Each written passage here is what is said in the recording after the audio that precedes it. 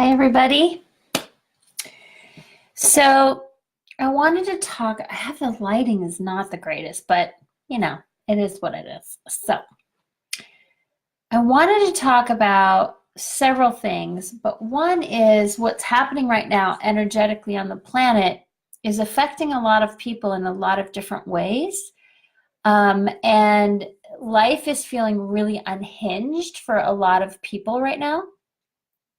And so it's, as an empath, the thing that is really incredible to realize, I think, is that we don't understand sometimes how much we're being affected by outside energies and outside influences and what that looks like and how that plays itself out.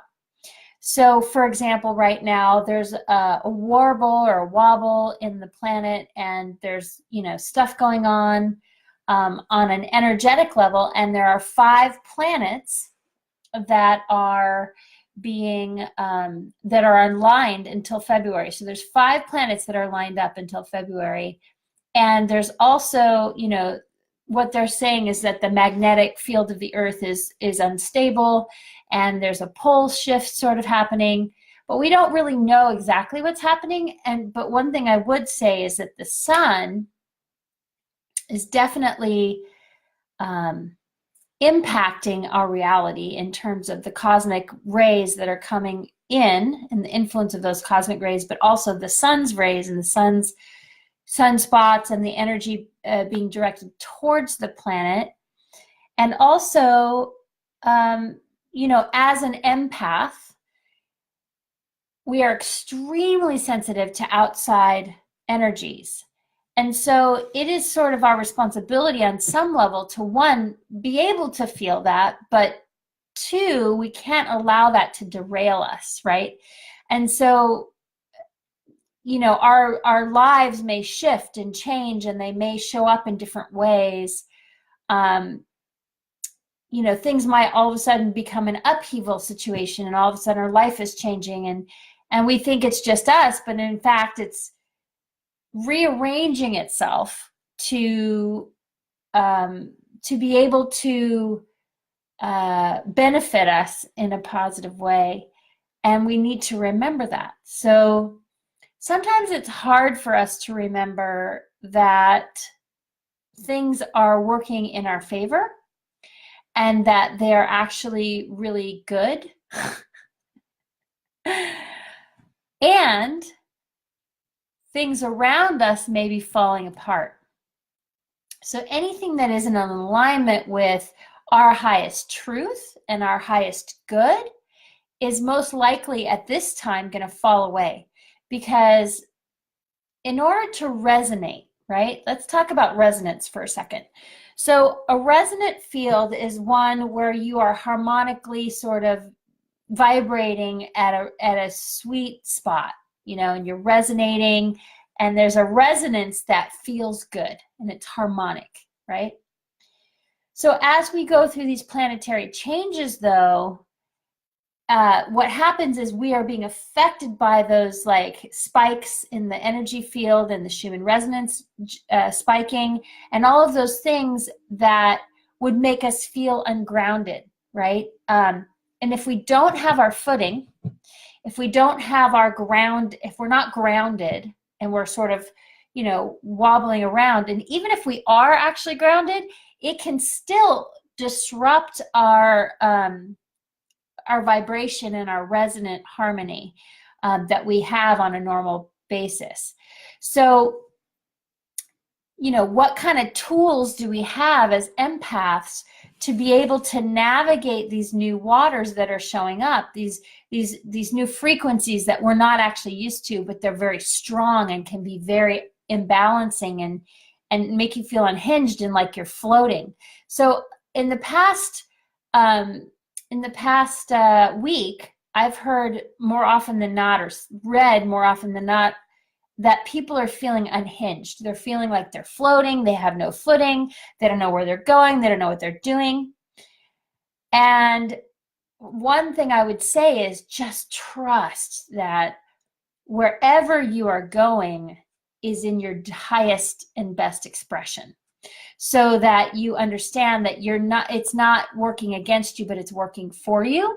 So if you're feeling unhinged and you're feeling like you're floating, lean into the source energy, lean into the guidance, lean into those places where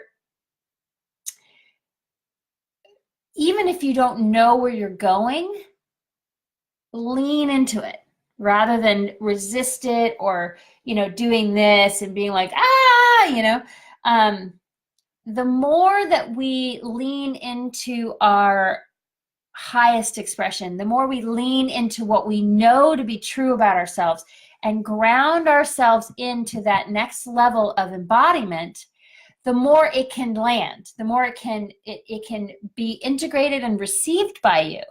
Whereas if you're like, oh my God, I'm ungrounded, I don't know what I'm doing, and there's a level of anxiety and fear with that, right? Because we don't know what's coming next. We don't know what's going to happen. We have no idea, quite frankly, what's going to happen on this planet in the next 5 years. Nobody knows.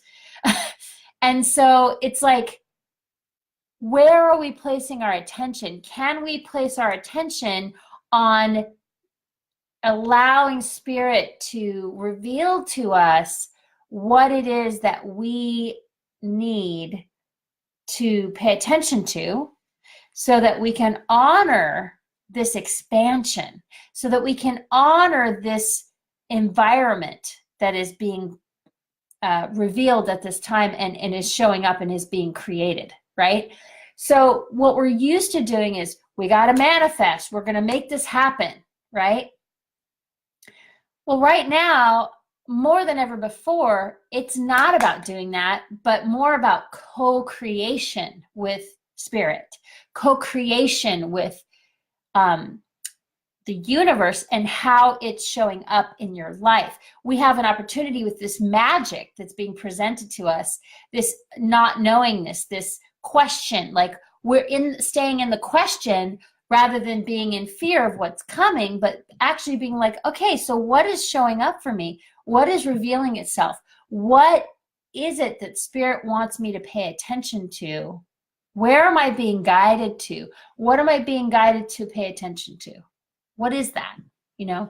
And remaining open and available to receive that information, right? Rather than doing it the way we've always done it, right? And then not being open to receiving that which is showing up and revealing itself in our reality. So it may be so new that it doesn't actually make any sense what's happening.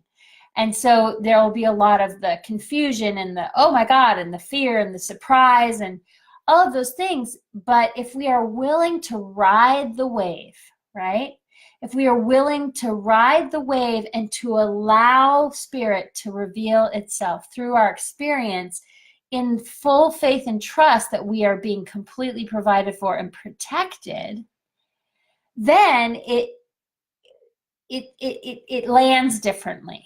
You know what I'm saying? It lands in a way that we can actually, it's palatable. We can integrate it much easier with effortless grace and ease if we're not stressing out and in fear, right? We can be like, oh, that actually feels really good, So I decided to change what I was going to talk about. I was going to talk about something very controversial today. And then I was like, you know what? No, actually, I'm going to talk about what's happening that people are feeling, which is the unhinged stuff. So on a daily basis, I receive a lot of information from a lot of different people. I'm interacting with many people every single day, constantly, all day long, and from all over the world. And one of the things that I've noticed currently is that people don't have their footing. Not just me, but other people too. And I noticed it through myself, of course. And so, it made me start to pay attention to what was happening around me, because usually I'm in a stable environment that's grounded and it feels solid and I'm peaceful and I'm smooth and I'm riding the wave and I'm blissed out. And that's not happening right now. So, yeah, in my own life, I'm even experiencing some level of question, you know, as to what's working, what's not working, and being open and available for guidance and spirit to lead me to the next place. And I know that when this happens for me, in my experience, because it's happened quite a few times, that it's always an expansion and it's always better.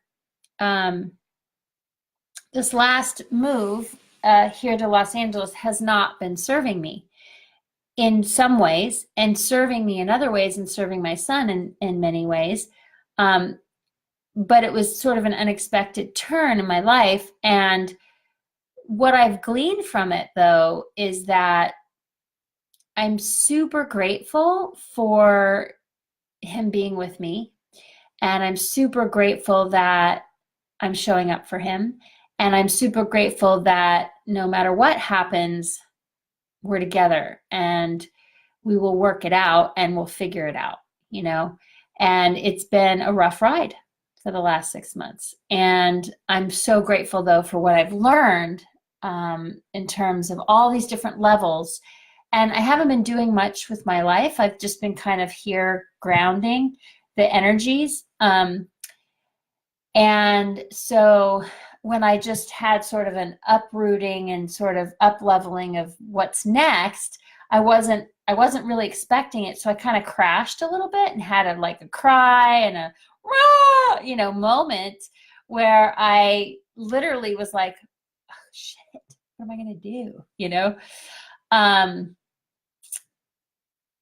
But because I have such a strong evidence in my personal reality of being taken care of, I trust that. And I trust that when I get specific guidance, that there's a reason for it and that I'm being called to something bigger, better, more expansive, that's, you know, more beneficial for myself and for my son, you know, whatever that looks like. And so